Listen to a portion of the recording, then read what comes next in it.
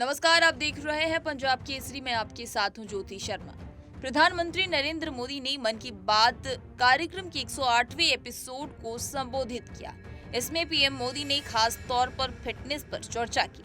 इस दौरान प्रधानमंत्री मोदी ने कहा कि जो देश इनोवेशन को महत्व नहीं देता है उसका विकास रुक जाता है। भारत का इनोवेशन हब बनना है, इस बात का प्रतीक है कि हम रुकने वाले नहीं हैं। 2015 में हम ग्लोबल इनोवेशन इंडेक्स के 81वें रैंक पे थे, आज हम 40वीं रैंक पे हैं। प्रधानमंत्री मोदी ने कहा कि हमने आजादी का अमृत महोत्सव और मेरी माटी मेरा देश ऐसे सफल अभियान का अनुभव किया है। इसमें करोड़ों लोगों ने भागीदारी के साथ हम साक्षी हैं। 70,000 अमृत सरोवरों का निर्माण भी हमारी सामूहिक उपलब्धि में हुई है। पीएम मोदी ने कहा कि इस वर्ष भारत में फाइनल होने वाले पेटेंट्स की संख्या ज्यादा रही है, जिसमें करीब 60% डोमेस्टिक फंड्स के थे। क्यूएस एशिया यूनिवर्सिटी रैंकिंग में इस बार सबसे अधिक संख्या में भारतीय यूनिवर्सिटी शामिल है।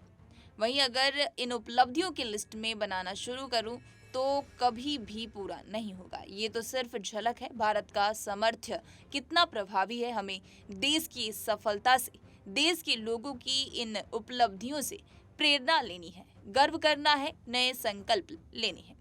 वहीं आपको बता दें कि इससे पहले कार्यक्रम की शुरुआत में पीएम मोदी ने कहा कि मन की बात के ये 108वां अंक है और हमारे यहाँ 108 का विशेष महत्व है। माला में 108, 108 जप, 108 दिव्य क्षेत्र, 108 सीढ़ियाँ, 108 घंटियाँ, 108 अंक असीम आस्था में से जुड़ा हुआ है। इसलिए मन की बात 108 का एपिसोड खास हो गया है। इसमें जन भागीदारी के कितने उदाहरण देखे हैं। इस पड़ाव पर पहुंचने पर हमें और तेजी से बढ़ने का संकल्प लेना है।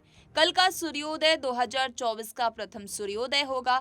अब इस पड़ाव पर पहुंचने के बाद हमें नए सिरे से, नए ऊर्जा के साथ और तेज गति से बढ़ने की संकल्प लेनी होगी। उन्होंने मन की बात सुनने वाले कई लोगों ने मुझे पत्र लिखकर अपने यादगार पल साझा किए। ये 140 करोड़ भारतीयों की ताकत है। इस वर्ष हमारे देश में कई विशेष उपलब्धियां हासिल की है।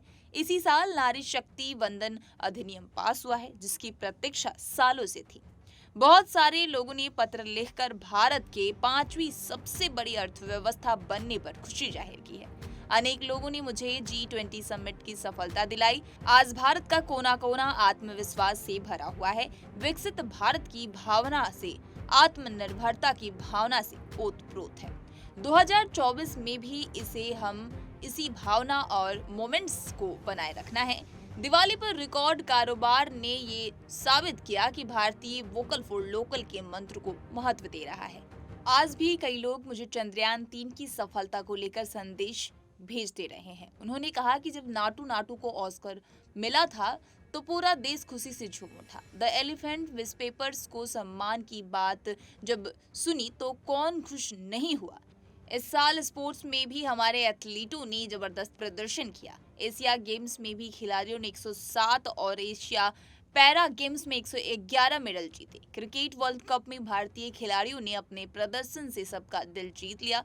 वहीं पीएम मोदी ने अयोध्या में तैयार हो रहे राम मंदिर का जिक्र करते हुए कहा कि इसको लेकर पूरे देश में उत्साह है, उमंग है। लोग अपनी भावनाओं को अलग अलग तरह से व्यक्त कर रहे हैं। आपने देखा होगा कि बीते कुछ दिनों में श्री राम और अयोध्या को लेकर कई सारे नए गीत, नए भजन बनाए गए हैं। बहुत से लोग नई कविताएं भी लिख रहे हैं। इसमें बड़े बड़े अनुभवी कलाकार भी हैं, तो नए उभरते युवा साथियों ने भी मन मोह लेने वाले भजनों को रचना की है। के साथ अन्य बातें कही। खबरों का सिलसिला लगातार जारी है। देखते रहिए पंजाब केसरी। नमस्कार।